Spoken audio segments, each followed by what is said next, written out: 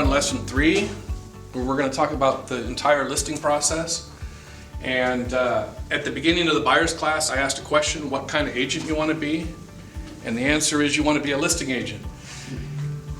I would suggest as a new agent, if you're on a team and they're telling you, and they do this sometimes, that you need to wait a certain period of time before you list, we want you to be a buyer's agent, I would find another team. You'll see in general in my classes, I teach people how to be a journeyman in this business. You should learn every aspect of it. But listings are kind of obvious. They are the name of the game. And so we're going to talk today about the presentation, but we're also going to talk a little bit in the beginning about where your leads come from. Now, if you're farming, then obviously the leads come in when they come in. People are ready to sell. But when you get a buyer's lead, off whether it's a telephone call, a sign call, an internet lead, often that is actually a listing lead. And you'll find that out by asking the right questions. So anyway, generating your listing leads is an entire topic that we can do an entire class on. But we could talk a little bit about asking, where do your listing leads come from now? Anyone? Facebook. Internet, Okay. Door knocking, door to door. open houses. Sphere. Right. Yeah. So don't you think that if you're doing a presentation and that lead comes from your sphere of influence, that your presentation is going to be a little bit different than if it's just someone that you've only known for a few hours? Yeah. Okay. Another thing we'll talk about is years ago, and it's probably still common today, but it used to be a lot more common, people generally would interview 3 real estate agents. Because if you read any newspaper articles where people were given real estate advice, they would tell the public, you should interview at least 3 agents. If you were in that position as an agent where the lead told you, look, we're going to be doing 3 interviews, you're going to be one of them, would you want to be first or last? Last. Mm-hmm. Well, actually first, because I remember hearing a statistic that said like, what was it, 76% of people who interview agents end up going with the first person that they talk to? Yeah, and what I understand why you would say last, because you'd think, well, gee, if someone's going to sign papers, they're not going to make that decision until the 3rd person. And so, or you could also maybe overcome some of the things that the original agent said. Yeah. However, the answer is first, and the reason I say that is basically, I believe that if I go to that presentation, I'm going to walk out of there with the listing. And one of the objections that you might get is, well, at the end of your presentation, and we'll talk about this because this will be at the end of the listing presentation, basically, have I answered all your questions, Mr. and Mrs. Seller? Yes. Do you feel comfortable with me as an agent? Yes. But then they'll slip in, but I have 2 more appointments with 2 other agents. And I say, well, you probably don't want to call those agents. I'd be happy to call them for you if you don't mind. And I have actually done that right at the listing presentation where I called up someone from another real estate office. And as soon as they got the call from me, they usually knew right away what the call was. It was a bit of a Dear John letter, sort of over the phone. And, sorry, but you don't need to make the appointment. But if you have a buyer for the property will be on the market by Tuesday. Of course, when you're competition, you'll also get those phone calls occasionally. But again, it's not an arrogance thing. It's over a period of time, you're going to get stronger and stronger at these presentations. And so therefore, you're going to feel confident that I should go first because I'm going to walk out of there with the listing. Now, I did touch on this. This is another thing that I did touch on in one of the earlier classes. When I was a new agent, everybody farmed. And we had a lot of competition, and I don't want to cover all of that details again, but I mentioned that I did a lot of listing presentations. We also did a lot of role playing in the office on these presentations.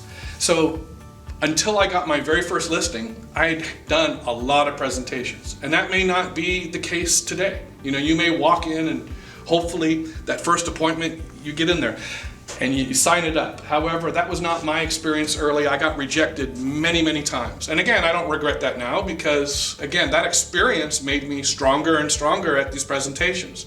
So in the very beginning, in answering that question, I probably would have answered the same. I would want to go 3rd because I didn't have that confidence level.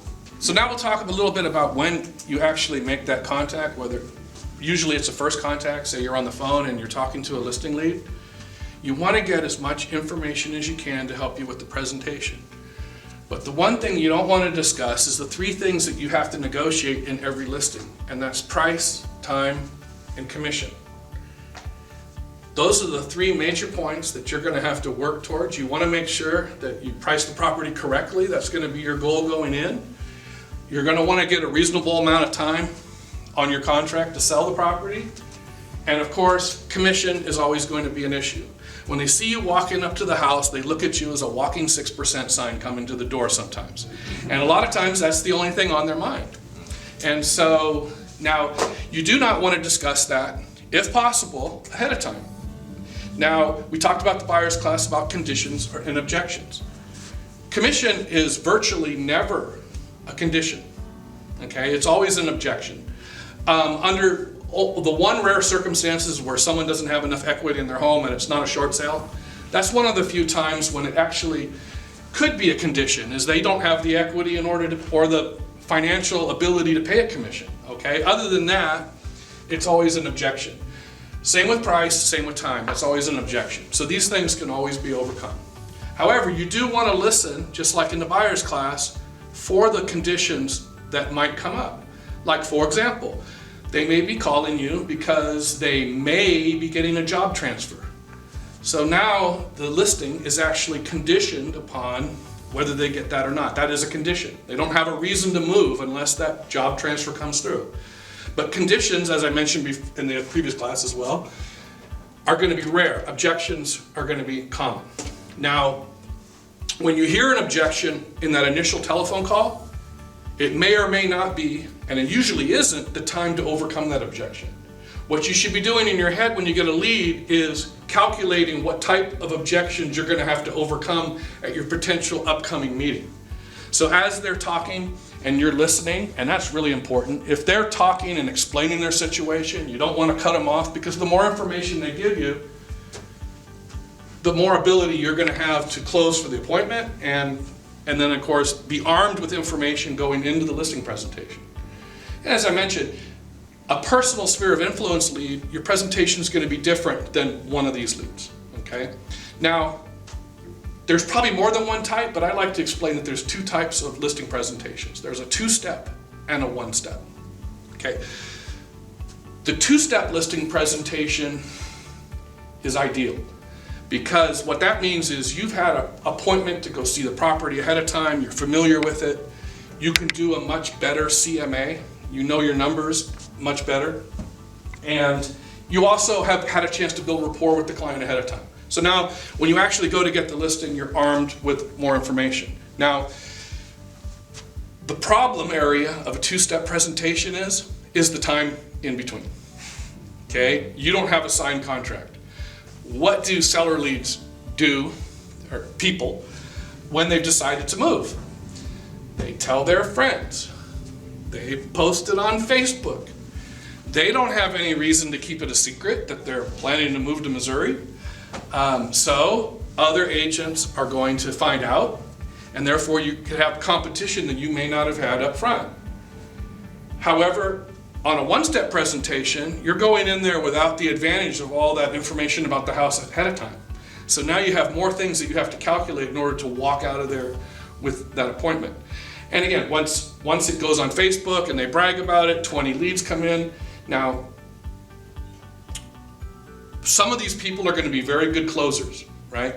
It's like, you don't want me to find out about your listing leads ahead of time, right? Yeah. So therefore, that's a problem. However, a lot of times it's automatically a 2-step presentation. And I'll give you an example. Let's suppose it was a client who was looking for a property first.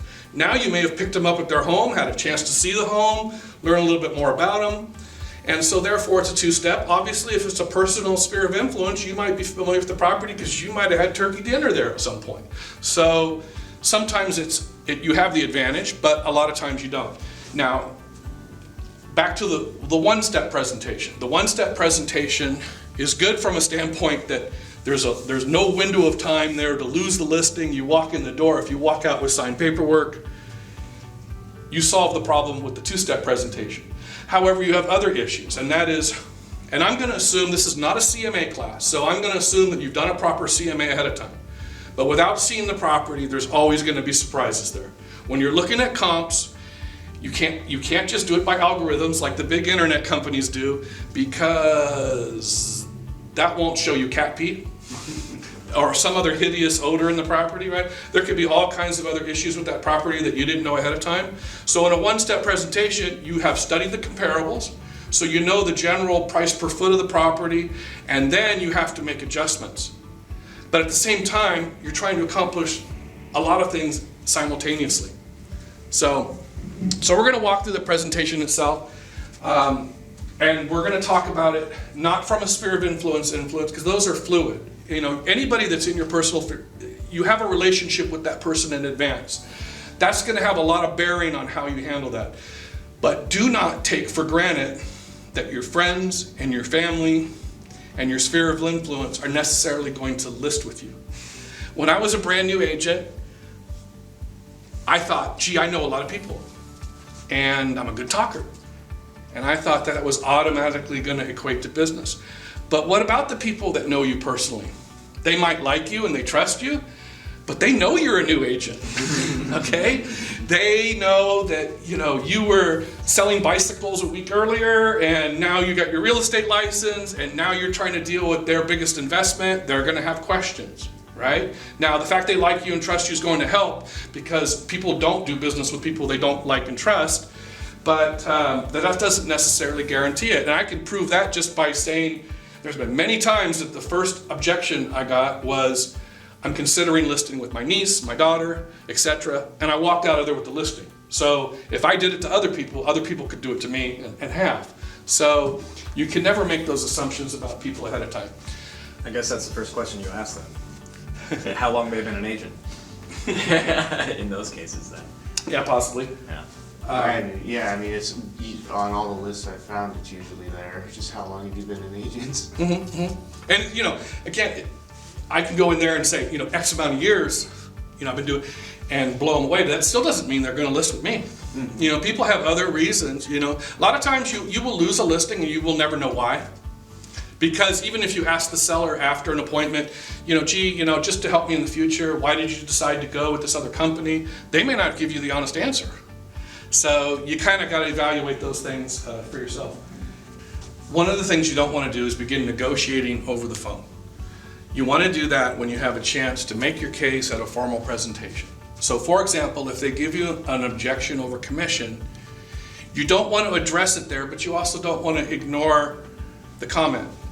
So you have to find a way to say, well, we'll discuss that when we actually have a formal meeting. When they say, well, I just want to let you know right now, I'm not paying X amount. And again, you don't want to get into a negotiation battle over the phone, because your goal, anytime you pick up the phone and you're talking to a client who's ready to buy or ready to sell, your goal is to get an appointment, okay? And that's the initial. Now, gaining information ahead of time is helpful, but that still is your primary goal. So setting a time and date that you can meet at the property is what the whole objective is. And I'll give you an example about this, of a failure of mine early on as a new agent. I was new, I was struggling, and I got a lead at a club I belonged to. And I knew that I was fairly new, but basically told me, I've got 2 properties to sell, and I just wanted to let you know right off the front, I'm not paying 6%. Now, I had just begun training, and I had a sales manager who basically was bragging about, in his 20-year career, he had never taken a listing less than 6%. And I actually thought that was a condition that the company had laid down. And so I made a grave mistake, and I said right off the bat, well, I'm sorry, but I can't list the properties for less than 6%. And he was like, well, okay, fine, and moved on. So a couple of days later, my broker, who I rarely talked to because we had 3 sales managers in this office that were full-time managers, non-competing managers, so I mostly had my conversations there. Now, the owner was this very successful woman that had a development company, real estate company, mortgage company, and we used to nickname her the Queen because it literally was almost how you had to walk through guards to get to speak to her. She had a front desk and then another front desk you had to get through.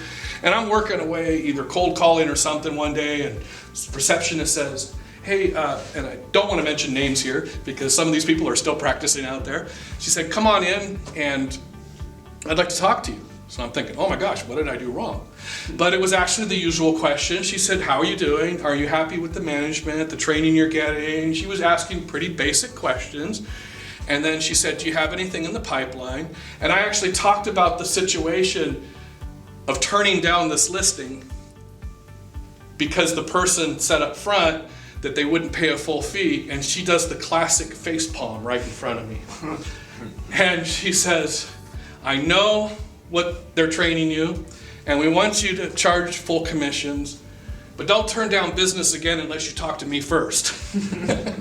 And I learned a valuable lesson. Now, it wasn't that I should have cut my commission. It was just that, again, you don't just answer a question like that, I had a good solid lead, and I needed money desperately at this time. I literally threw away $25,000 or $30,000 in that situation. So it was not the right decision. So again, you don't want to do that over the phone. You want to have those. Now, somebody may not be willing to pay a commission, and is it okay to walk away from a listing? Mm-hmm. Right. Yeah. Oh, yeah. Now, are there times when you will cut your commission? Yeah. Okay. The fact that you answered that so easy, I don't like. But it is a true statement. But it is a true statement. Okay. There are times I can count. I've had hundreds of listings in my career, actually over 1,000, and I can count on one or two hands the amount of time I've reduced the commission, because I do believe that I'm worth it. Now, but again, none of these are exact science. For example, let's suppose I have a client right now who says, I'm going to list my house with you and also buy a property from you. Well, if you give me a buyer's rep and a listing agreement, then I may agree. The only time in the last several years that I reduced it was somebody that I had about 7 transactions with. Okay, if I were to tell that person that I wouldn't take a little bit off my commission, that would be rather inappropriate, because I want that 8th deal, right? So anyway, but generally, you're going to charge the full fee because we're worth it. Now, why are we worth it? Now, we have a lot of competition. We talked about that from internet companies that are taking our business. There's always been discount real estate companies. There's some that claim they do what we do as a full service agent and don't. There's some that maybe they can make the claim that they're doing everything regardless. The reason why we charge what we charge evolved over a long period of time. It was not an accident. There are people in general. Now, once in a while, you're going to have a real easy transaction where you actually feel like, gosh, I got paid a lot for that, considering the amount of work that went into it. But that's actually usually not the case. I believe most of the time we're actually underpaid. And again, you're going to have people that want to argue that point, but again, it's how you feel about it. Because if you don't feel you're worth it, you're not going to get it. Another person early on in my career, there was a lady by the name of Lita Bossum. She's passed away. She was a warm, bubbly person who would literally light up a room. She was that type of personality that, you couldn't not like this person. And she was an extremely successful real estate agent. And she always charged 7% in a market that was 5 or 6. And because she charged 7%, all of her listings were 3.5% to a selling agent. And she was a huge producer, and she was not with my company, she was with a competing company. Now, what would a buyer's agent do if they were looking in the area Lita normally worked? The first thing you'd look for is Lita's listings, because you got paid more. Yeah. So what else could Lita do over time? She actually had a higher sales price that she could talk about at her presentation. Say she could take, because of the activity that would generate over a long period of time, because every one of her lists, I never saw her with a listing less than 3.5 to a selling agent. Interesting. And so, but then once she could advertise that I sell houses for a higher average than my competition, then it became even easier for her. That all happened actually before I came in the business. She was already a legend when I started, and so therefore I told that. So the public, first of all, people liked her and trusted her because of her personality, but then she could actually document, I get a higher sales price than other people, and here's why. Now, for some people, they cannot get that concept, but real estate agents who are in the business every day, they totally understand that. So again, but the main reason she got it is she knew she was worth it. And it's not I can do a better drone footage than you, or my photographer is better than your photographer, or I'm going to do a fancier brochure, or I'm going to advertise in these publications, or my website's better than yours. These are all things that agents use when they're going up against the competition. I don't try to do any of those. I basically do all the things that they're going to do, and then I will explain, here's why you should hire me. And I talk about the difference in me. Now, what do we have that we bring to the table that's seldom discussed? And that's your negotiating skills. That may be the thing that's least talked about in most agents' presentations, but that's actually the most important thing. And that's the most important thing that you should work on. Now, if you have a track record, that's a lot easier. But that's the difference, what I would say. And again, it's harder when you're new, but what I could say is, you're hiring me because of my years of negotiating skills. Because let's suppose we're in a hot market and we're getting multiple offers. A seller might think it's really easy. So therefore, if the house is only going to be on the market for a week, I don't want to pay a full commission. Mm-hmm. Well, then you explain to them why you're hiring myself is because in that situation, you want someone who's going to get you the maximum. If an agent is not experienced at negotiating, there's a very good chance they'll leave money on the table. I'm not going to do that. Now, there's also, and you explain this to the seller, there is a such thing as overplaying your hand in that situation when you have multiple offers. And an agent who isn't a skilled negotiator can lose a very, very good, strong buyer who's the one you actually want to be in contract with over being over arrogant about the market conditions.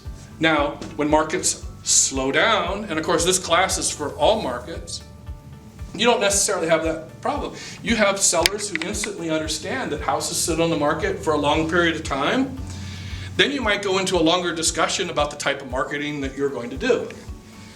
But something that's foreign to agents that have started in the last 10 years is expired listings. And I've worked in some very slow markets. And there used to be a joke in one market I was in that what do you want to be in life? You want to be the first born son, the second wife, or the third listing agent? And that is a joke that will come back, believe me, when the market slows down again. So again, going back, you got the phone call, you want to get as much information as you can ahead of time, and now we're going to get closer to the presentation itself. So we're going to go to the two-step. Yes? I'm sorry, so what do you tell them when you're on the phone with them and they want to talk commission? How do you deflect that? What I do is I definitely do deflect that. I do not want to engage in a negotiation. I do not argue with them up front. I do not turn them down up front. But I tell them that we will address that at the presentation. And usually that stops the conversation. If they do not want to meet with me ahead of time and they want to resolve this over the phone, there's a good chance that I may not want the listing. And I'll give you a good example of that. I had a very good friend, had a beautiful house in Westlake, California, and you couldn't miss this house. It was a great big corner house. Now, in a hot market, it's a top dollar. In a slow market, it's a giant balloon because selling the most expensive house in the neighborhood is the hardest thing to do in a slow market. But this particular house, I wanted the listing, and I'd been hearing about it for a long time. But I knew the husband, I did not know the wife. The wife was a police sergeant. And he warned me up front that she's tough to deal with and that she's gonna be the one that's gonna make the final decision, but he wants me to sell the property. So I'm driving down the freeway and I get a call on my cell phone and I pick it up, and this was one of those big boxy cell phones that sat on The 95. Picture me, and I'm picking it up with the cord strapped to it, and I'm going down the freeway in my Cadillac, and she says to me, "Hi, I understand you're good friends with my husband Chuck, and he wants you to list our house, but I just want you to know up front, I have a number of conditions. One, I'm only gonna give an agent a 30-day listing. Two, I wanna list it for X amount," which was way over the value. And three, I'm not paying more than a 4.5% commission. Right off the bat, I knew that I wanted no more to do with the situation. So I just simply said to her, "Good luck. It sounds like you want an order taker, not a professional real estate agent." And I said, "So I'm gonna pass on it." And she was like, "Okay." And so sometimes, that is the case, okay? But most of the time, what I'm gonna try to do, because I do believe that I can overcome, that was more of a case of, I just learned that this was someone I didn't wanna be in contract with. And that's the same thing, when you sign a contract with a buyer and you sign a contract with a listing, that person's gonna be in your life for the next few months. And so if you get a couple of clients that are a huge drain on your psyche and add a high level of stress to your life, you actually may be gaining income by not doing business with them. And so that's something, that's always in the back of my head. But most people, you're gonna wanna do business with them. And so back to the question is, I try to deflect it. And if they wanna go further, I'm gonna explain to them too, look, I'd like you to hear everything that I have to offer before you make that decision and before we discuss what my fee is gonna be. There is prolonged, it's not necessarily a direct question. So back to the actual, and it was a very good question. So back to the presentation. So we're gonna go to the one step. Okay, remember the two-step, you've already seen the property, great. One step, here's the problem. You have no idea what the condition of the property is going to be, and they're not from your sphere of influence. So you have to accomplish a lot of things in just a few minutes when you walk through the door. You have to build rapport. You have to hopefully get them to like and trust you. You're also calculating in your head what the price of that property actually is. You're also looking in that property, and this is probably the least, no, I wouldn't say least important, it is important. You're looking for a central location where you actually want to sit down and do the presentation. A dining room table, kitchen table is ideal. You don't want to be sitting in a den with your feet up. That's just not conducive to having a formal business presentation where you're going to get a signature. So now, building rapport, what I do often in this case, as I introduce myself at the door, I kind of jokingly say, look, why don't you show me through the home and give me a tour, just pretend like I was a buyer and you were trying to sell your house. And sometimes I actually say it that way. But generally you're just trying to get a tour of the house. Myself, and again, people have different personalities, how they deal with things. I'm looking for things around the house that help me learn about the people. Okay, so what kind of hobbies they have. Because again, you're trying to build rapport. Like maybe they have a big display case full of rocks and minerals. So obviously they're a rock collector. Now, a big major mistake you do not want to make is you don't want to claim you know a lot more about rocks. They know more about those rocks than you do. Okay, you're there to talk about real estate, right? Now, if you happen to know a lot about rocks, fine. Even if you do know more about these rocks than the seller does, you don't want to project that. So, wow, you collect rocks. I do it a little bit too. And you might have a rapport built. Or let's suppose you bowl and there's a bunch of bowling trophies, right? There's something. Now, if you see nothing but a bunch of pictures of their kids and grandkids, what does that tell you? It tells you a lot about them. Okay, what their priorities are, what's important to them, right? So I have a number of hobbies. So I like to hunt, fish, shoot competitively at one time. So if I see that type of stuff in the house, I might make comments. But again, I'm not gonna tell them, I'm a better shooter than they are. But again, you're trying to build rapport. So if you have something like that in common, that can be very helpful. Okay. So as you're building rapport, they also might be throwing objections at you. And again, we didn't want to cover that over the telephone, but we also don't want to cover it now until we're sitting down and having a formal conversation in a place where we're going to do business. So you may have to, again, deflect some of the objections. And one of them, in the middle of them showing through the house, they may just throw at you, I don't want to list my house for less than a certain price. And that price may be way above what it should be listed for. But at this stage of the game, you're trying to build rapport. You're also trying to actually learn what the property's worth. You haven't seen the whole property. You also are looking for recommendations that you might make for them to improve the property to sell. And that's often in a two-step presentation. So sometimes in a two-step, when the person tells you, the reason you're doing a two-step is the person tells you, look, I have a lot of work to do to the property. And so therefore, I want you to come out and make recommendations, and then we'll get the work done, and so forth. In a one-step presentation, your goal is to walk out of there with the listing.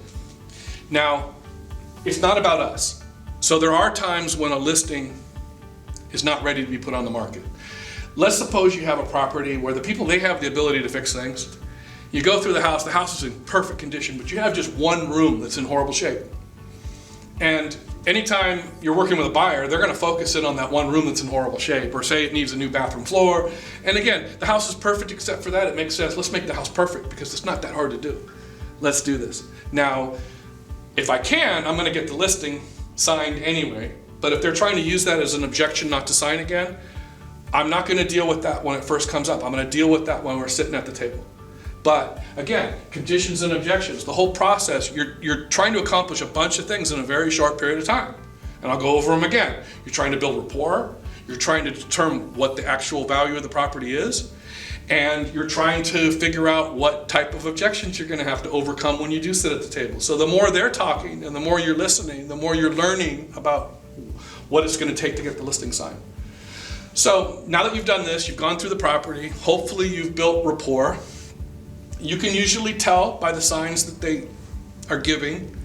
Again, if you end up in a sideways conversation about some hobby you have, you can kind of gauge by their behavior, their temperament, their actions, that this is going smoothly. But at some point in time, you want to direct them to the location that you've pinpointed to sit down, like the dining room table. Now, what if the dining room table is all covered with stuff? I literally will ask them to move it, because I don't want to sit with my feet up in the den trying to close for an appointment. I want to sit right across from them where we can conduct business. So again, once we started, now years ago, I used to have a flip chart presentation. It was a binder that had some of my successes in it, properties I sold, pictures of me getting awards, things like that. That's very old, very antiquated. Now people do something very similar now on your laptop or your tablet. And it's good to have information about yourself. Now, if I know a little bit about what kind of objections up front I'm gonna have to overcome, I'm gonna load that into what materials I bring with me. But I do not, and I have not, used a flip chart many years. Although I still have my old binder, it sits in my office. I've had it for 35 years that I started out with. And it's more of a keepsake now than an actual tool for real estate.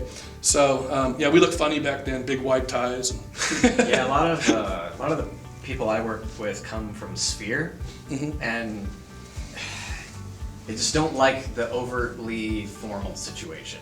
You know, they don't want the businessy thing. They want someone who's kind of their friend to help them out, but still kind of proves that they have some know-how in the whole thing.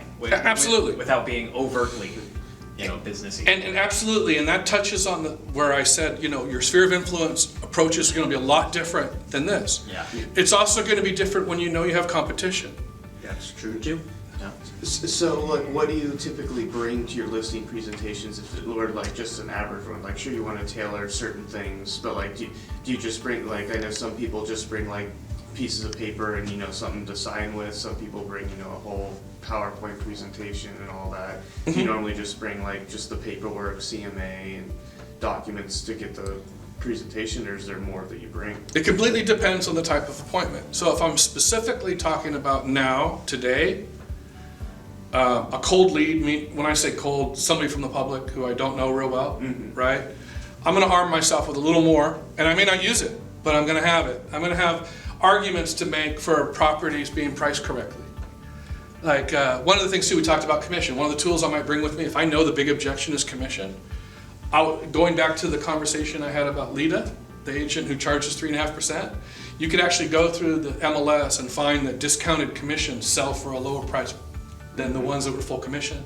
And I may bring an example like that as part of my CMA. And I'll point out these properties are not comps, they're to demonstrate X. But today, mostly what I bring is myself. I am the presentation. So there's very few objections that I'm not going to be able to come. I don't need charts and papers to overcome that. If they don't believe me, if I'm giving them statistics, then they don't like and trust me. So all the paperwork that I have with me isn't going to help with that. So generally, I know the facts. So I bring the CMA, and I bring now again, you may adjust, you're going to adjust what the value of the property, so it may not be predetermined. Yeah. If it's a two-step, then it probably is predetermined. You know exactly what that property should be listed for.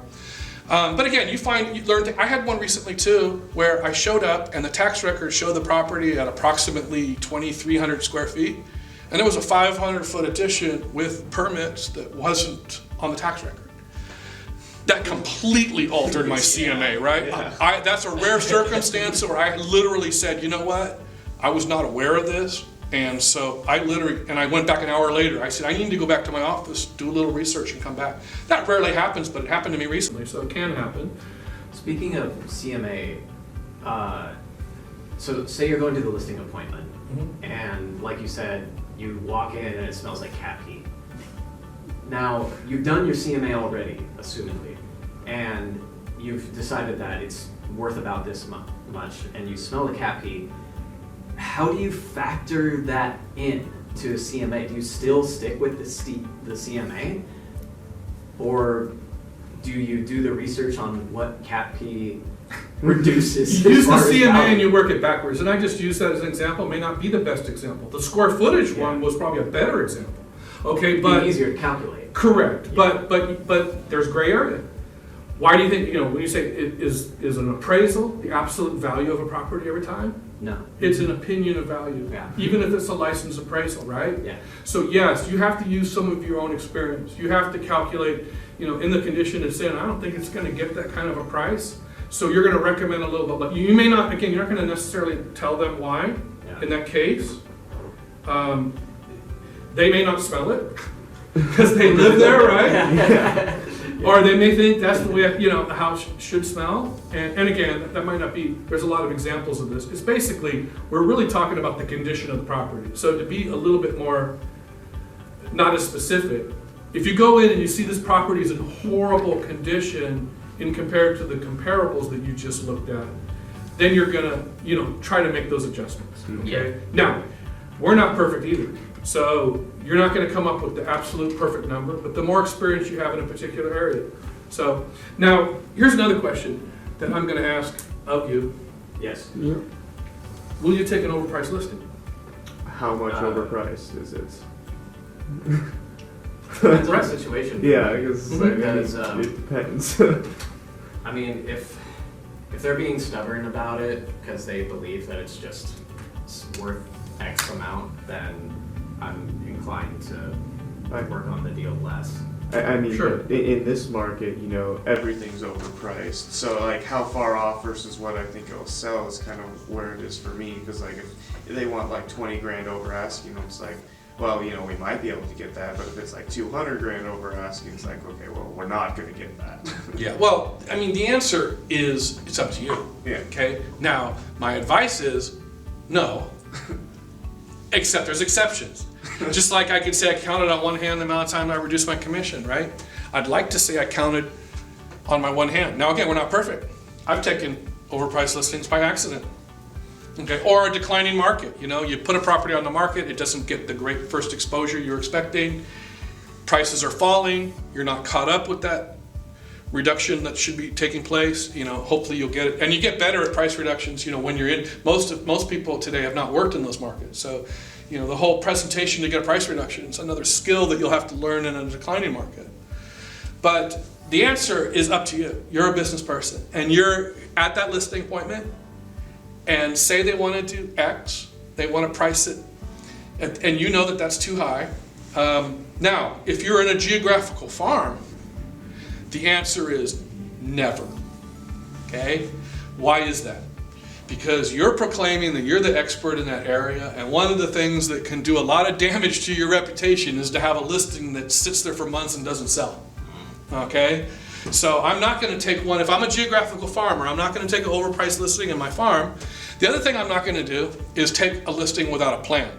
And just like you were touching on, if the person, they're not really, or maybe it was your question, the person doesn't really have an objective. They're just, if I can get X for my property, I'll sell. And they really don't have a plan to go anywhere. It's just, and again, you're going to have this listing there with your sign on it, your reputation on the line, and no objection. And now, again, there's exceptions to every rule, right? Wanting to have your sign on a particular property in a particular area, that's your business decision. But generally, I'm not, because I'm going to do a strong presentation explaining to them how overpricing that property is not what's going to get them the highest price in the end. And so if you take that tact and you're able to overcome that, we're really only talking about situations where you absolutely can't overcome that objection. Because it is an objection, it's not a condition.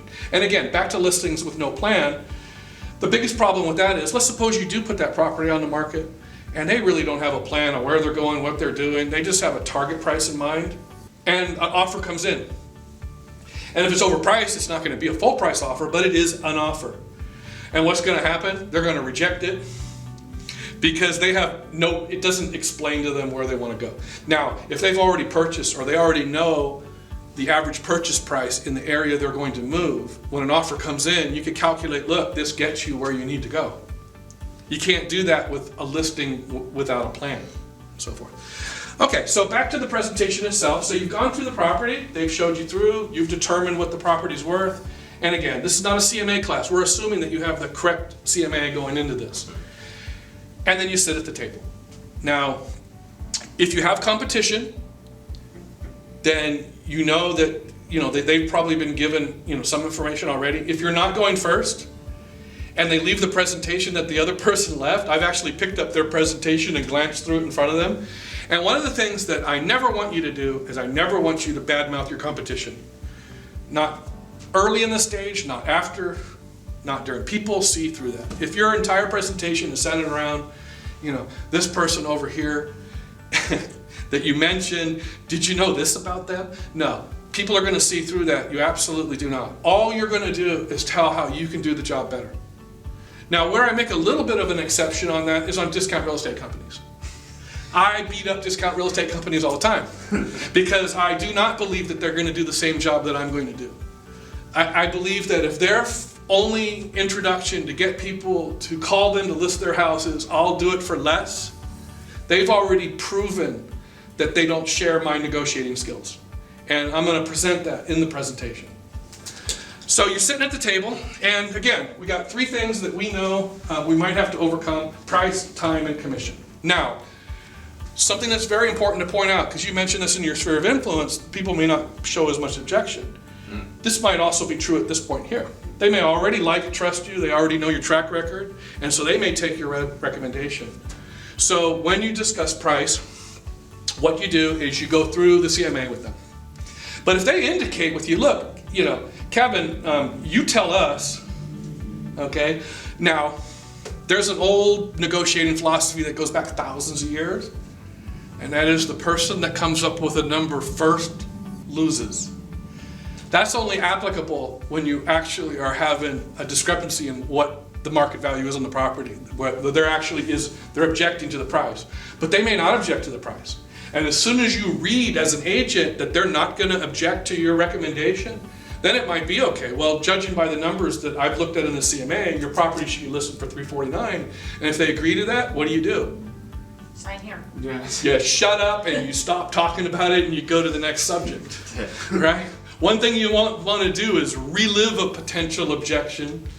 Now, they may do it anyway. 10 minutes later, suddenly goes, we were actually really thinking about a different price. And then you may have to overcome it again, but that's not always going to be the case. Now, some people are going to be very difficult on price, okay? Now, again, this class is for all markets. Right now, we're in a pretty hot market. Can you still overprice it when times are good? Yeah. Yes. Yeah. Yeah. And what happens to those houses? They sit. They sit and sit and sit.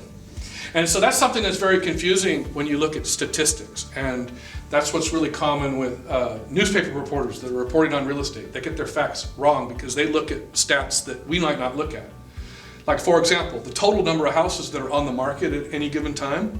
It's something to look at, but you also, if you want to look at the market seriously, you need to wipe out all the properties that were ridiculously overpriced. There's always some out there, right? You also have aberrations of properties that sell too slow. And where I look for red flags these days is if a real estate agent is bragging about selling their houses in one day, that usually means that somebody left money on the table. That's not necessarily something to brag about. That means that you didn't expose it to the marketplace. You didn't really see what the full market could bear. But the public doesn't necessarily know that, but that's something as an agent you know. So when you're looking at how many houses have sold, how many houses, etc. Now, and also again, this is not a CMA class, but often when you do a CMA, You throw away your highest sales price because it might be an aberration, and you often throw away your lowest sales price. So anyway, so if you're sitting there and you go through the CMA, usually, not always, usually, even though I have 8 or 9 properties of sold, pending, and sometimes expired, active listings, because that's what the competition is, and I highlight the ones that are most applicable, right? Now, in a hot climbing market, what do you think is more important, your solds or your actives when determining price? Souls. In the hot market, Mm-hmm. actives. Right. Now, an appraiser has to go by solds, Okay. but they only look at history, right? You're out there, you're in the trenches. Actives are showing you what your competition is. So a lot of times too, especially if I'm really down to a specific house that's very similar to mine, obviously, if you have a CMA and a subdivision where there's been a lot of 1,200 square foot houses that just sold recently, it's gonna make your CMA real easy.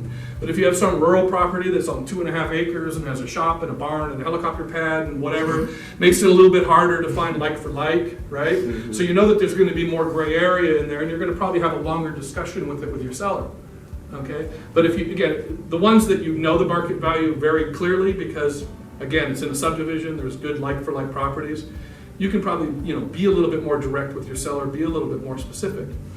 On the CMA, you're going through there, and again, I like to usually find a property that's most applicable to the subject.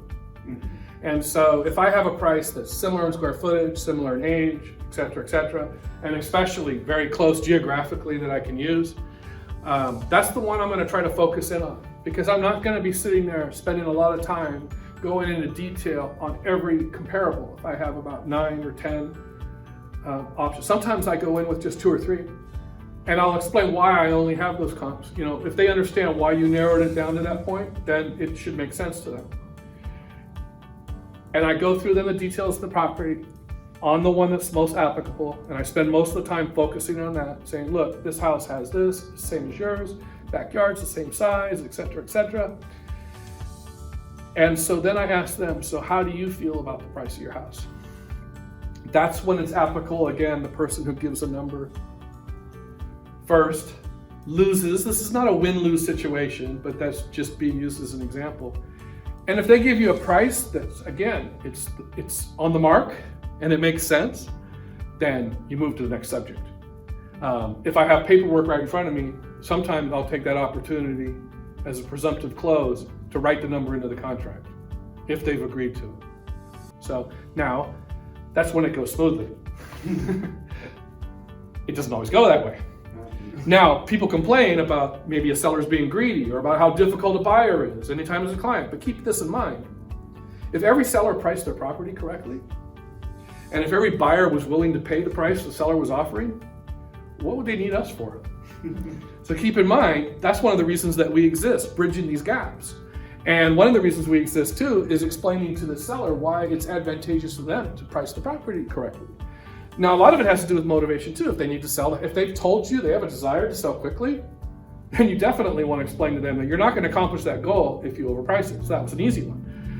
But, if they just have really strong feelings about, because they put in this custom stove in the kitchen, or the gutter salesman told them that the gutter guards were going to make their house worth more, or their house was going to be worth a lot more because it has solar panels and the other one doesn't, then you have to educate them on how much those things do or do not affect the value. Are they bringing out the receipt box? Yeah, what you paid the roofer is irrelevant. Okay, buyers expect a house to have a roof. Okay, that's part of what makes it a house. So you're going to, again, these are objections. They're not conditions. Okay. Now, when in real estate do these 3 important things, price, time, and commission, when do they not matter? Rarely. Okay, they matter when it's a short sale. I mean, they don't matter when it's a short sale. They no longer care about the price. They're not netting anything. Now they should, because it could affect them. There could potentially, we're not allowed to give tax advice, but it could potentially affect that. They don't care how long the listing is, and they're not paying the commission, right? But we're not in a short sale market. We're not doing many short sales. I actually will be doing a short sale class, and we'll discuss it then. But all the other times, these are the 3 big things. And price usually is the biggest. Now, again, so if their objection is, we understand what you're saying, Kevin, but we really would think it better to ask more, and it's easier to come down than it is to go up, and you need to have a close for that. So you need to explain to them, look, the most important time on any listing is when it first shows on the market. That first exposure is key, and there's a lot of reasons for that. One is, you've got buyers right now that have certain property conditions programmed into their computer, and they know ahead of time what other properties have sold for, and if they see an overpriced listing pop up, they might just skip it for good. They'll never revisit it. Now, you may say, yes, I can lower the price later, but it's the same thing with realtors. Realtors go through the MLS, they're looking for their clients, and if they see a property is overpriced, they immediately make a mental notation that property is not going to sell right away, so there's no rush, there's no sense of urgency. If you lose that sense of urgency, then it drastically affects our negotiating position. And look, why are you hiring? You're hiring me for my negotiating skills. So if you give me a situation where I have potentially more than one buyer to work with, then that's how I'm going to maximize and get the highest price for you. If you overprice the property, you take that ability away from me. So there's other ways you can go. Do you have any other closes on that you can demonstrate, or should I just continue? I'll make most of it both buyers. So far, okay, so again, this is going to be for your first listing. So hopefully I'm going to give you a lot of ammunition for that first listing appointment. I'm going to tell you today more than you need to know for any given one appointment. So actually it is true that in order for them to net more money, usually it happens by pricing it correctly. Now, we also know that in a lot of marketplaces, the market is so strong that you can price the property below market, and that will get it even more exposure, right? And some people buyers might be upset, or, oh, you created a bidding war in that circumstance. In a market that's strong enough where you're confident, it actually will not affect. In fact, you might even sell it for higher by pricing it below market. And I don't always recommend that, because in some markets where you're unsure, and obviously you're not going to do that in a slow market, but it is harder to raise the price, but you do see it. The strategy then is, let's suppose you do not get the price that you originally thought. Then after you initially price the property below market, you don't get the offer, or an offer backs out, etc. Then you put the property on the market for what the seller would be willing to take. I generally don't like the concept of pricing it, but it works really good for a lot of people, so I can't argue with the success of it. I've done it, but I generally want to price it as close to market value as property. And in a hot market, even when you price it correctly, if prices are going up, the house is still potentially going to sell for above your asking price. Okay. Now, another thing that happens now, Mr. and Mrs. Seller, we talked about price and how I can negotiate much better on your behalf if we price it correctly, but there's other things. If I have more than one offer to pick from, then I also can pick the stronger offer, the one that's more likely to close. Let's suppose we overprice it, property sits, we wait a while with no offers, and then the first offer comes in, and that buyer is not nearly as strong as most buyers. Maybe the financing isn't completely clear, et cetera, et cetera. Now you're considering an offer that under the other circumstances, we might not have even considered it. But now we're in a position where we're trying to consider it because we haven't received any other offers. And so back to the overpriced listing. Now, let's suppose I really cannot overcome this objection. Let's suppose that they're making it a condition upon the listing, and then as a listing agent, I have to make a decision to price the property over market. Again, I would never do that in my geographical farm. But I happen to know their motivation. It's not a listing without a plan. They have to be somewhere by X. So in that case, I know the motivation's there, but I'm still going to educate them strongly that I do not believe this is the right approach. But if I do decide that listing, I ask for the price reduction up front by saying, look, okay, I've advised you on X and you want to go with Y. And again, Mr. and Mrs. Seller, you're the one who determines the price we ask for the house, right? So we go with the price that they recommend. I say, but let me just ask this of you. If we do not get any offers after X amount of weeks, then we're going to have another meeting where we revisit this and talk about a price reduction. Because if you don't do that, you have not pre-framed them for that idea. So then you're trying to get the price reduction, but you haven't really discussed it. If you've discussed it up front, you've basically already got the price reduction. Now, it also makes it easier if a lower priced offer comes in close to what the market value is. So you may be overpriced, but somebody may really, really like the house, and they may know, hey, your house is worth X, and they offer it. And if you had a strong enough attempt at explaining to them the market value, then there's a very good chance they're not going to reject that offer when it comes in at the price that you recommended. Make Like when sense? someone makes an offer that's lower ball, they're less likely to make another offer that goes slightly over what they initially wanted versus someone who's competing Correct. for it at a higher Correct. price. Yeah. And here's another thing that I explain to sellers. Yeah. I say, I'm an investor, and I work with a lot of investors. Okay. Now, what do investors try to do? They're not looking for a house to live in. So what's their primary objective? To get the price of property as cheap as possible. As an investor, what do they look for? They look for properties that are below market, but they also look at properties that are way overpriced.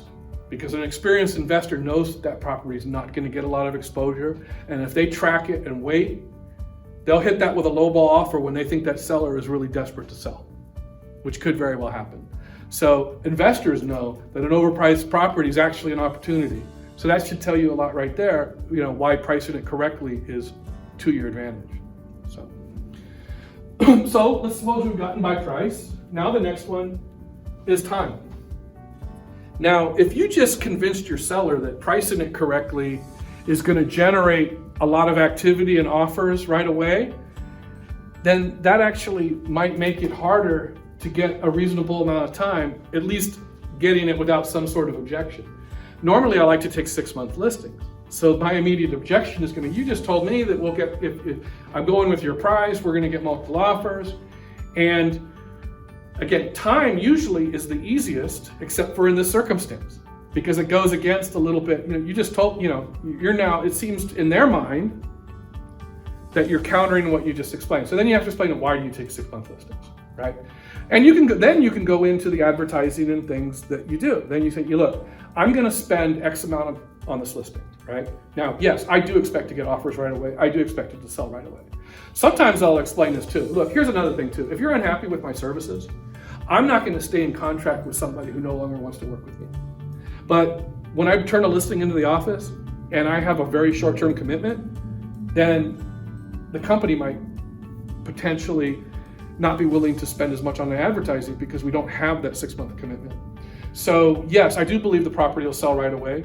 Now, again, if they object even further, I'm going to be strong because I like to take 6-month listings. Now, will I take a shorter listing? Yes, especially if it's priced right. I've taken as low as 30-day listings because I knew it was going to sell.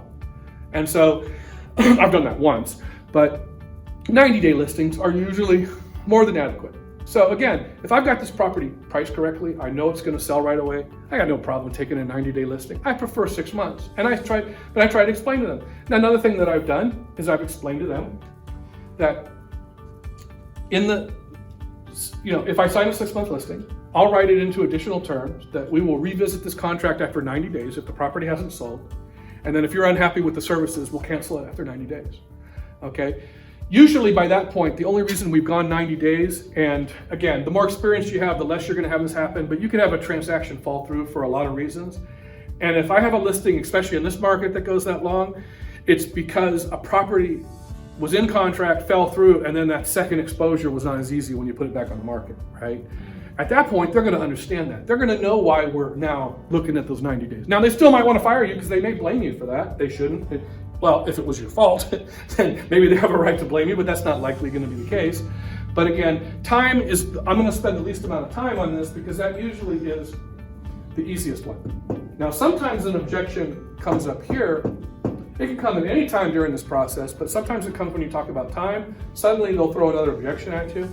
Like, my Uncle Jim told me that if I ever wanted to sell my house, to offer it him first.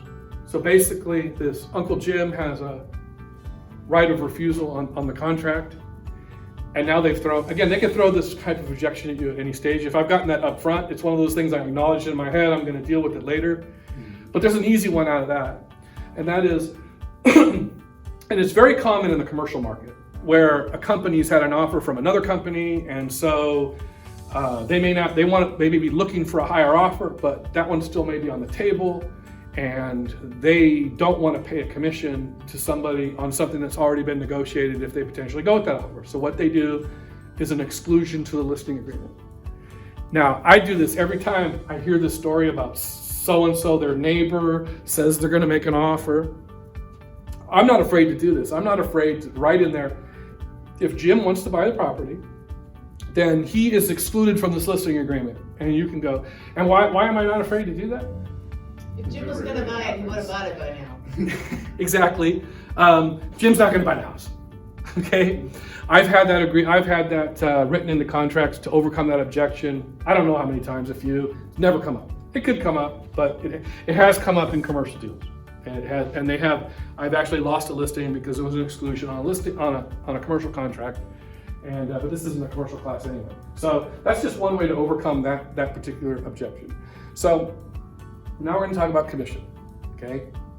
Now, we talked a little bit, and we've been touching on it as one of the objections, but we didn't go into it in depth. Like, what do you do when you've gotten to this point? You're sitting at the table. They've agreed to price. They've agreed to time.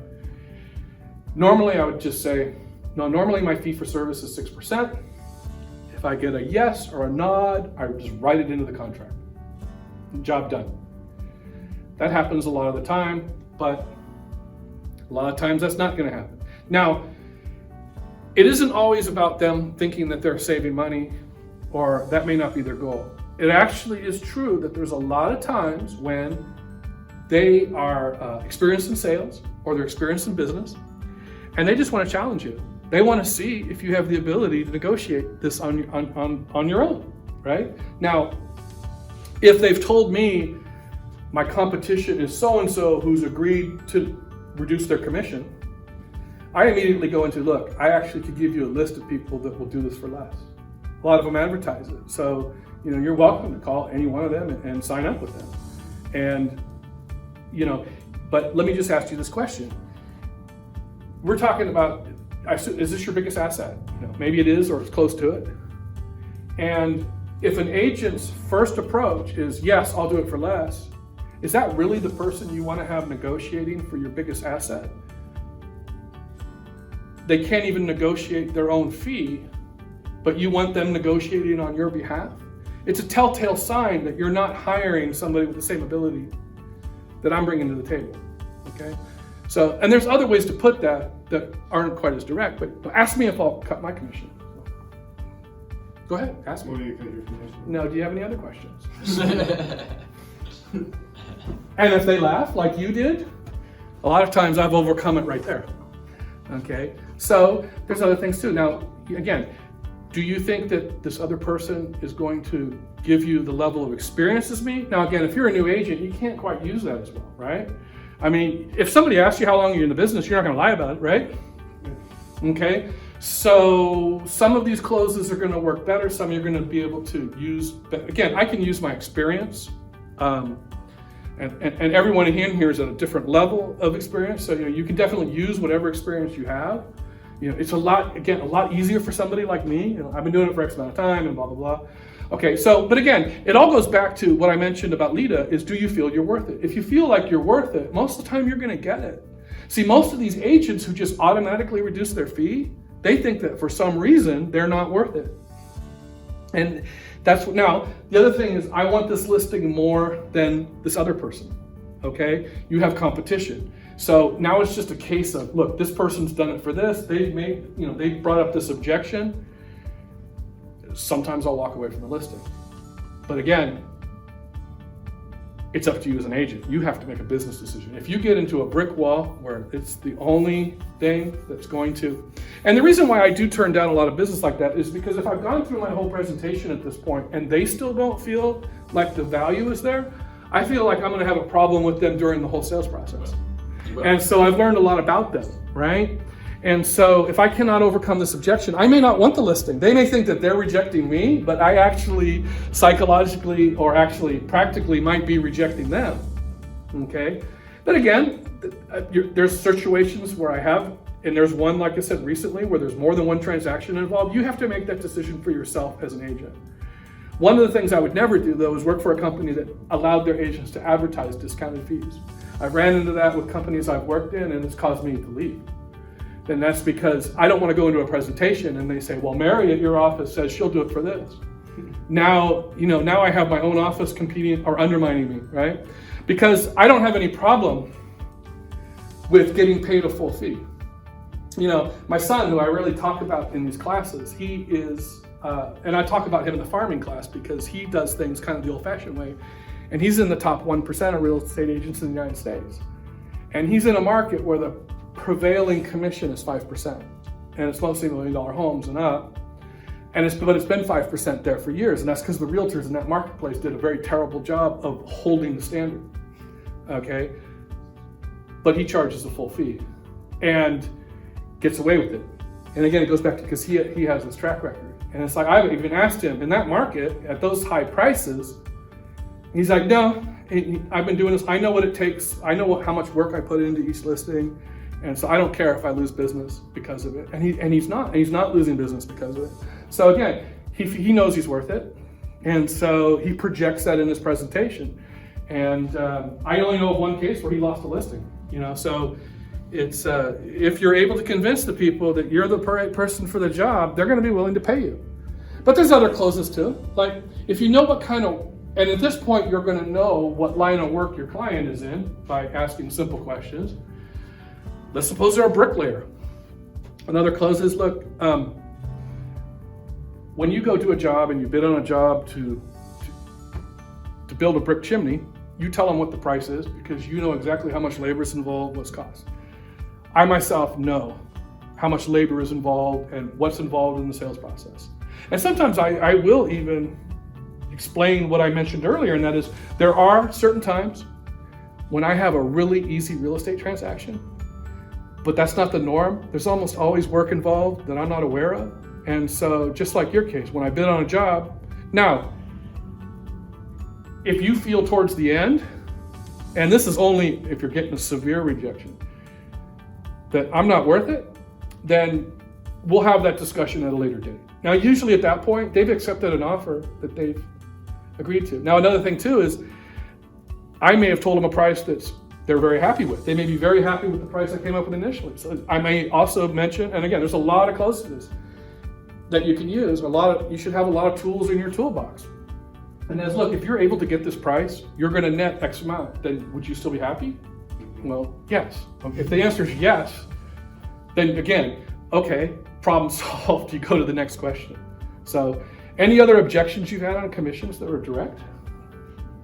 All the objections I have, I've only reduced commission twice, and they were both for the seller's financial reasons. Mm-hmm.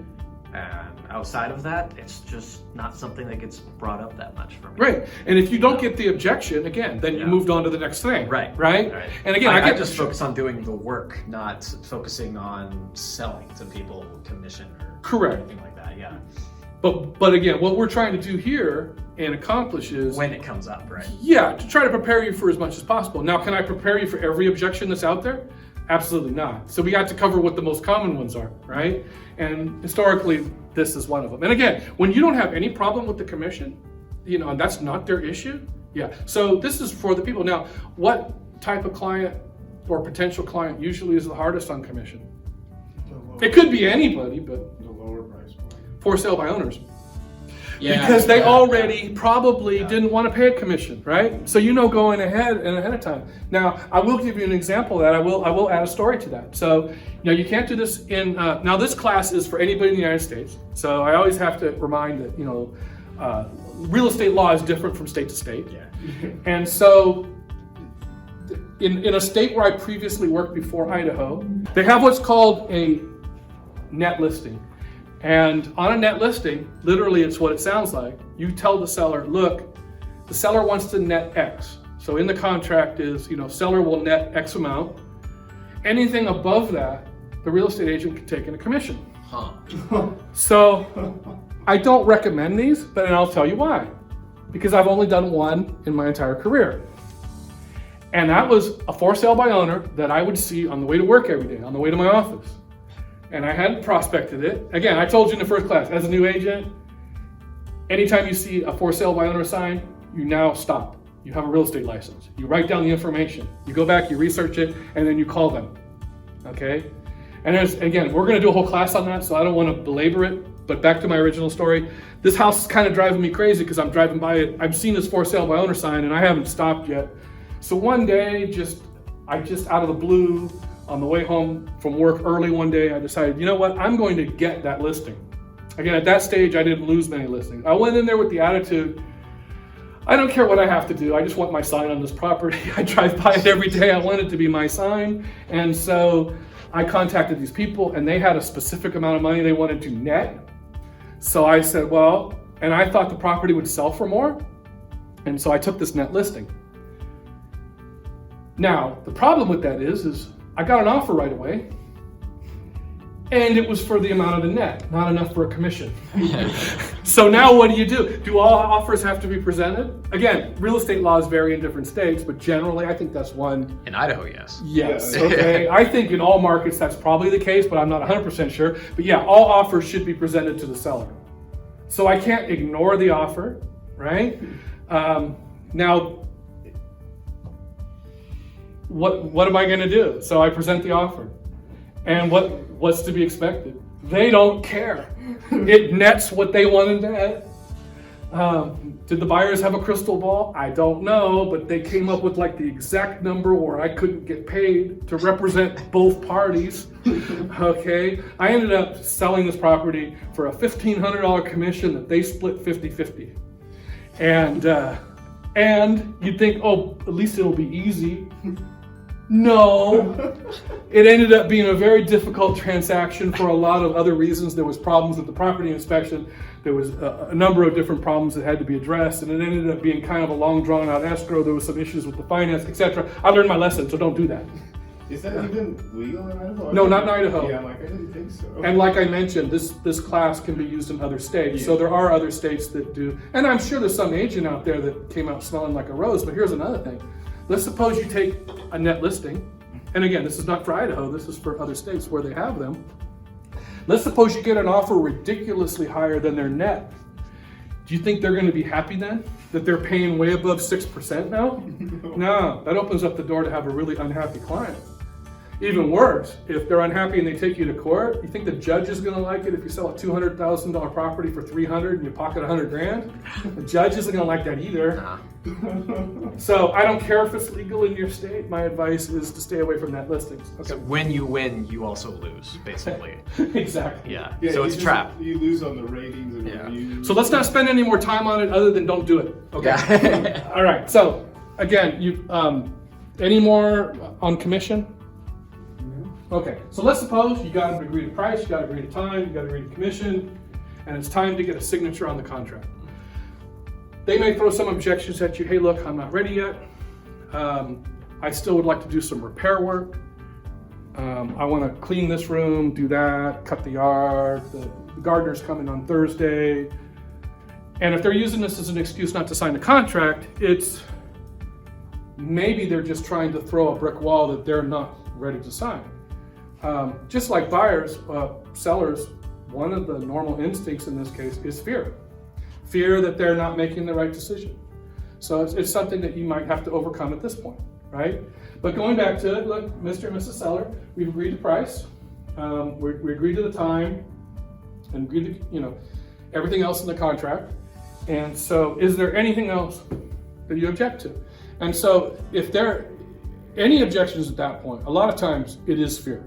So overcoming that can be fairly simple. But if it is the issue of doing these particular repair items, then the way I deal with that is I basically say, look, we can sign the paperwork now, but we put down that we don't actually put the property on the market until X date. And if for any reason the work isn't done, I can always delay it. However, if you give me an opportunity to get started on the marketing, the day that you do put it on the market, I'll be all ready to go.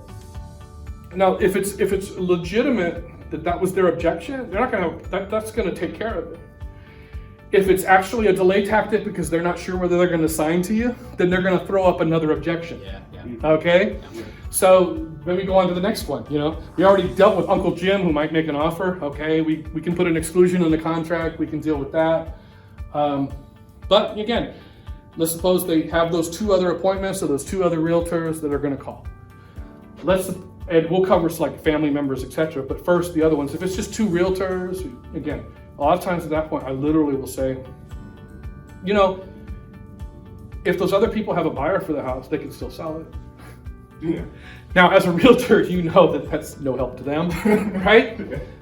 But to the clients, and you're not misleading them, it's a true statement, right? So, because they may want to list with you at that point, right? Again, if they don't want to list with you, they're going to throw another objection, right? But if they actually do want to list with you, because you've done such a strong job of convincing them that you're the right person for the job, they don't really want to do those other appointments. Are people busy?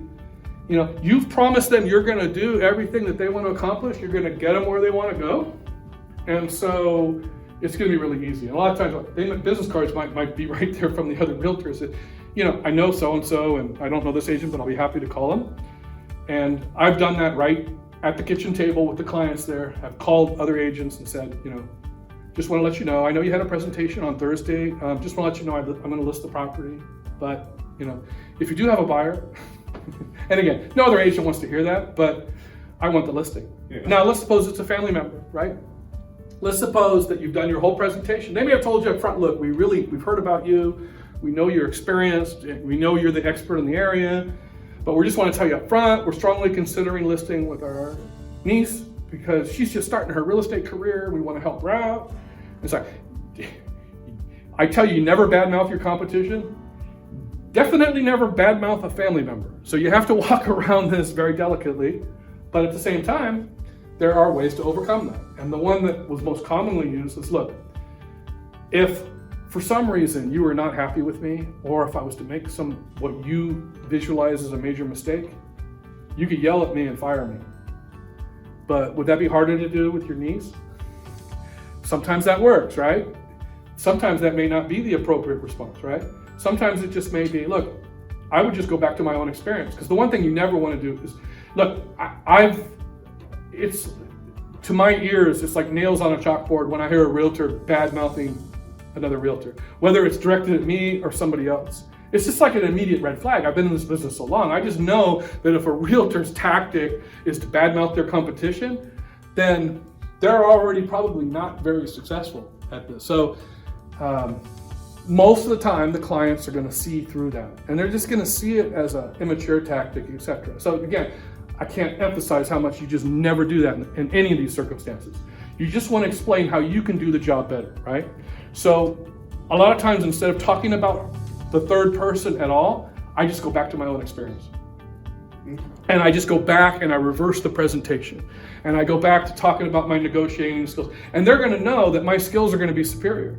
So it is going to be a point back to, look, do you really want another person?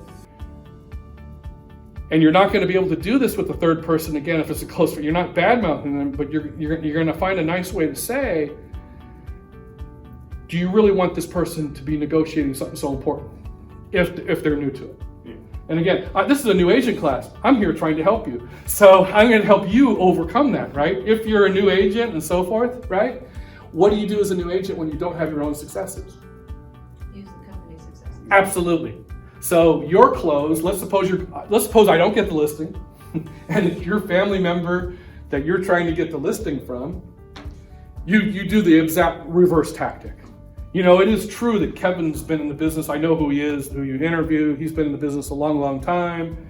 You know, use whatever's at your disposal, right? Mm-hmm. Okay, but you know, I would hate to, you know, does he have the same vested interest I have? You know, we're in the same family. Great, use it. Use whatever tools you have in the toolbox, okay?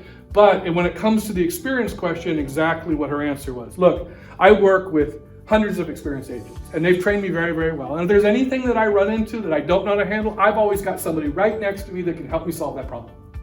And that's the way you're going to want to address that as a newer agent. So getting signatures on the contract. Now again, state laws are different from state to state. So, however, most of the states that I'm aware of have some sort of agency law and an agency disclosure. Yeah. At least in every state that I've been in. Now the agency laws themselves, the details of those laws, Sometimes there's very major differences between states and there's nuanced differences. So again, this is not, I can't cover legal questions for all these different states, but most people require the form. And what's really great about that form? I know that's a very vague question. Yeah, I mean, there's type of disclosure. I'm sorry. Makes them think they're working with you because they're already signing paperwork. It's a very non-confrontational document. And they didn't plan it that way. There's a reason why you sign it first, because anytime you enter in any serious business negotiations involving real estate, you're supposed to have the client sign that, so they're aware of what an agent's obligations are under the different forms of agency, correct? So it has to be first. It has to be before you enter into any contract. So they didn't plan it that way. Legally, it needs to be that way. But in practicality, it's a great thing because, again, the way I approach this is, if I take that form out, I say, look, this is not a contract. This Says is it right here. Yeah. this is only a disclosure explaining what an agent's obligations are. Now, if you need to explain further on agency relationships, so be it. This isn't really interesting to them. We know it's important. They may or may not know it's important, but you don't need to explain it word for word. They should read it. Sometimes you've given them a pre-listing package and they've had a chance to read through the documents ahead of time. They never do. Actually, when they do, sometimes that's a red flag. No, but basically, it's a really easy thing to get a signature on because you're not agreeing to anything. All you're agreeing is that agency law is pertinent, and this is the different type of agency relationships. And in this particular case, I'm going to be representing you as a seller. Okay? Now, so it's very easy to get that signature. So if you get that signature, that just opens up the door. So then I take out the actual listing agreement, and in Idaho we call it a seller's representation agreement. Some places here they often refer to the listing form as the MLS paperwork. That's appropriate.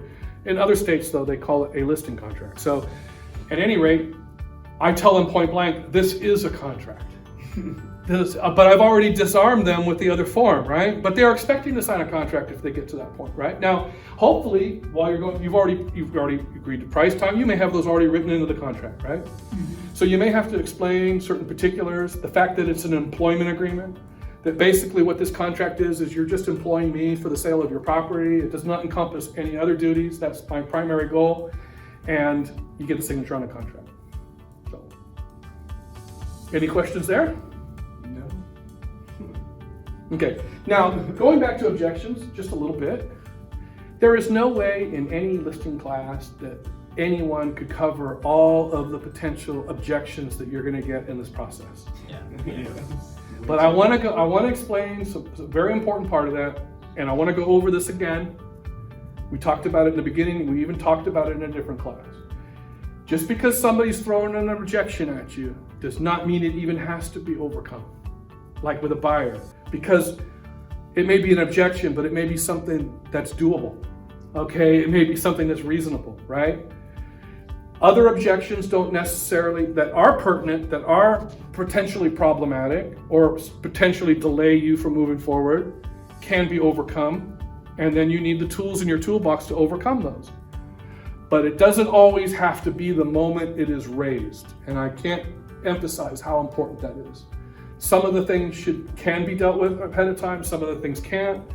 Now, since there's such a wide variety of different objections out there, it's hit and miss on the ones. Now, we talked about the obvious ones, commissions, price, time, those ones, there's a time and place for that. Preferably that's at the table, right? Until you've explained to them what you're going to do for them, you shouldn't be discussing what your fee is. Just as a contractor shouldn't discuss ahead of time on a job they haven't done the measurements. Right? So the time and place for that is at the table. Okay, so at this stage, I'm going to go over a story, one that I've been telling in these classes for many, many years. And even with all the changes over the years with technology and other changes in the real estate industry, all of the things in this story are still applicable and pertinent. And at the very end, I'm going to explain why I really am telling this story. So early on in my real estate career, at a stage where I was not yet the top agent in the office, I was at a point where I was doing a fair amount of business. An old retired real estate broker who was a mentor of mine for a big chunk of my career had told me that all the business in this town takes place in this coffee shop at 7 o'clock in the morning. And if you want to know what's going on in business, you go there every morning, have coffee, have breakfast. And since this guy was a multi-millionaire, I generally listened to what he had to say. He had made most of his money in that marketplace. So I started attending this coffee shop, and I did get to know a lot of people, and over the years I did do a lot of business from this little small coffee shop. And in there was a couple that used to come every morning. He was a postman, she worked for the school district, and they had a routine of getting together every morning, having breakfast before they would go off to work.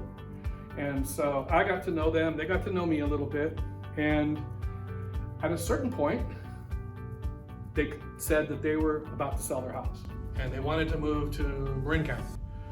And so this particular house was in Daly City, Westlake, California.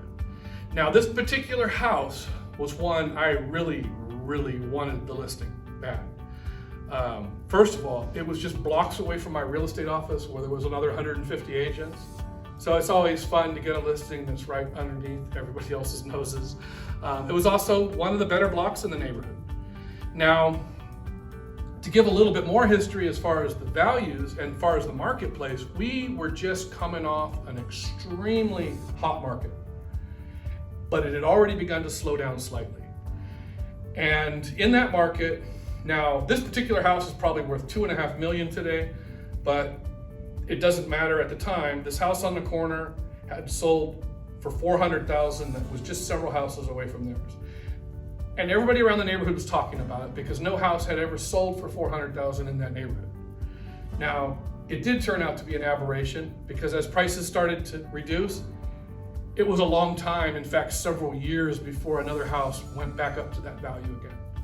So anyway, I really wanted the listing. I was prepared for the listing and presentation. In those days, I had a flip chart with my little career book that talked about my accomplishments, and I did my CMA diligently. It was a very easy house for me to comp. First of all, it's right next to the office, so you're almost always familiar with the stuff that's happening in your own backyard. And so I show up for the appointment. Sitting there with the couple at the table who I already had what I thought was great rapport going in, figuring I'm walking out of there with this listing. So I go through the comparables, I go through the presentation, and as I stated earlier, when I got to the point on price, after going through the CMA, I asked them the question, after showing you these comparables, what do you feel about the value of your house? And they knew this rule about who comes up with a number first. And they both pointed at me and said, that's why you're here. Now, one of the things I didn't mention earlier that I should have is when they do that, you do give them an answer, okay? You don't go back and forth with them and fight them to try to get them to come up with a number first. If they directly ask you your opinion on the price, you give it to them. Otherwise, they think or feel, and maybe you are rightfully, that you're playing games with them. So I recommended that they list the price for $389.90. The husband immediately stood up and stuck his finger in his mouth and made gagging motions at me. And then he started to literally almost walk me to the front door and say, don't you know that the mayor lives across the street? Now, I didn't want to tell him that makes it worth less, but yeah, he said, and the house down the street sold for $400,000. I'm trying to explain, yes, but since then the market has begun to slow down. It didn't matter. Once I had given him that number, I literally was getting rejected right out the door. Now, they weren't particularly mean about it, but I didn't get the listing. Now, somebody else did list it for the price they wanted. And this person was an experienced agent who had been in the business for many, many years, but had more money than anyone ever needs, and he could care less, and to him, if a listing didn't sell, it didn't matter. And he listed it for whatever they told him to, so he puts the house on the market for $400,000. I was upset that I didn't get the listing, but again, this was a year and a half into my career, at this point, I'm just guessing. So the house sat for 6 months. And what do you think happened in that 6 months during a down market? Drop some more. Drop some more. They never reduced the price, right? So I see them because I go to the coffee shop. I see them every day. Of course, you do not discuss someone else's listing with them, so I'm not talking to them about the listing unless they bring it up and ask me a question. But the listing expires, and they both come to me and say, Kevin, you were right. He said, we should have listened to you. You know, it's been 6 months, the house hasn't sold, so we'd like you to come over again to list the property, okay? So I go back and I do my CMA. The house is now worth about $360. Might not be an exact number, but I think that's pretty close. And I show up at the appointment, and the first thing they say is, we're ready to list our house for $389. And I nicely said, well, you know, judging by these new comparables, the house is worth less now. We end up going back and forth and back and forth. Now, if I thought the property would sell at $389, I would have listed it. But again, we really went into a very slow market in this particular. A lot of people don't think that this ever happens in California, but we actually had 5 years straight where the prices dropped.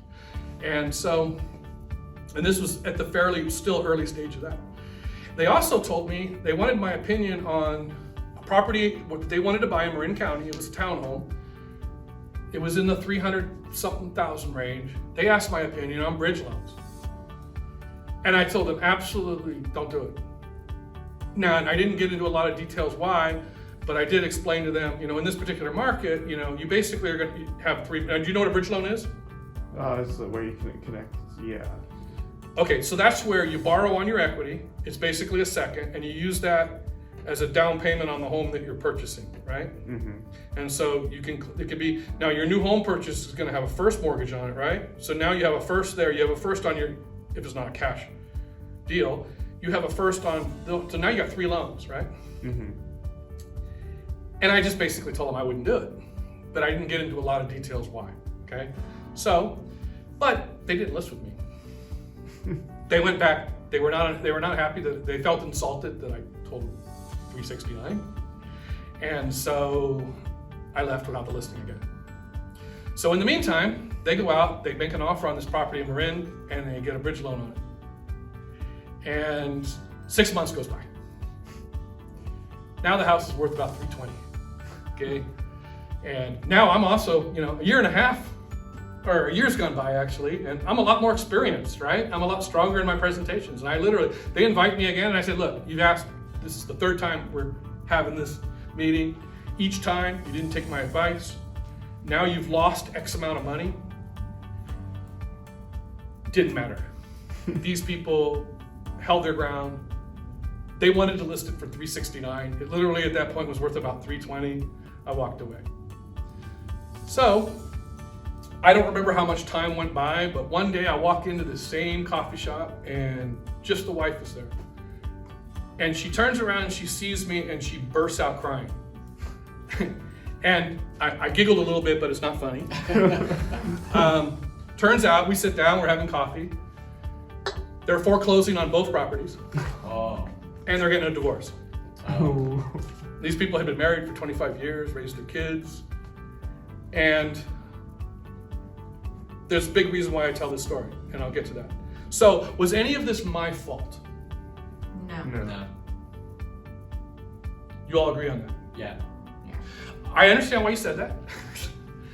I feel a little differently.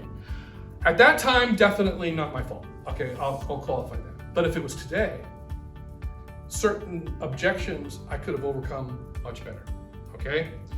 And, for example, when they brought up the bridge loan, what would I say today?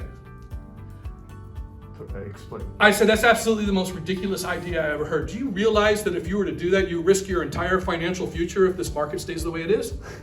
Okay, that's the way I'd approach it today, okay? And this, you know, this idea, now it's the 3rd listen. Look, you've already lost thousands of dollars on your property. I did explain that to them by not listening to me, right? Now, I don't know what all the other consequences were going to be at that point. However, the point is I'd be a lot stronger in my presentation today. Do I feel guilty about this? No, of course not, okay? But here's why I tell the story. It's not just about your closing skills. It's not just to help improve you like the other stuff we talked about in the listing presentation. I'm just trying to help you overcome objections. It's for you to realize that what we do is actually really important. Now, we're not firemen, we're not police officers, right? We don't have emergencies. real estate, Marines, when their base is being attacked, they have emergencies, right? Real estate agents stuff. But that does not mean that what we do is not really important. The decisions that we help make for people, help convincing them to do the right thing under those kind of circumstances, can have a dramatic impact on their future. So what we do is really important. It's not just fun and games. You know, we joke around about, oh gosh, I didn't get that listing, blah, blah, blah, or whatever. But again, this isn't about us. This is about the people that we're serving. And so you need to go in there that knowing that the information you're giving people can be very important. Okay, so I hope you enjoyed the class. I hope you got things out of it that are going to be productive to help you in your career. Again, as in all my classes, I want to teach people to learn all aspects of the real estate business. But being a strong listing agent is kind of a no-brainer, that to be highly successful, most of those agents are listing agents. I'm not saying that there aren't buyer's agents out there that make a lot of money, but the math speaks for itself. The vast majority of the top producers in this industry are primarily listing agents. And I cannot cover every type of presentation that you're going to have to do. I can only cover the ones that you're most likely to have to deal with. Now, the next class, we're going to be specifically discussing lead conversions. We're going to cover open houses, how to do an open house properly, how to close those customers, how to close leads that you get via telephone, via internet, etc. And we're also going to cover expired listings and for sale by owners. And I'll see you then.